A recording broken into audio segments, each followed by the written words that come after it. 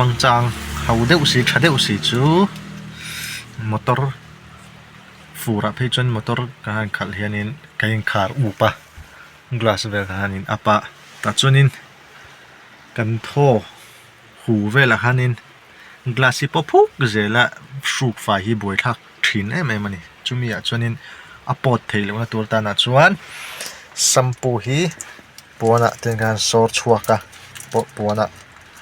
จวนจุอันนวยเพรเดวะเป็นกลาสสูกนานเห็นหันมังอีละเป็นกลาสเห็นหันตาติละนั่นชัวก็เวกิละ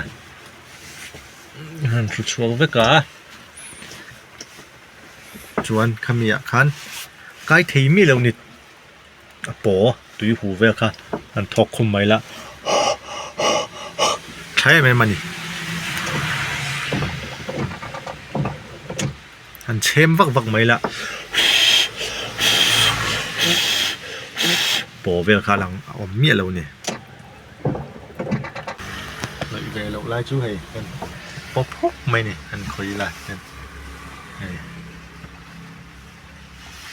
ที่คันเนี่ยเดี๋ยวนั่นเนี่ยให้ชูเดี๋ยวสุกไปตีเลยละเดี๋ยวคอยปอนี้ละที่หูที่เบ็ดเวทีเราแรง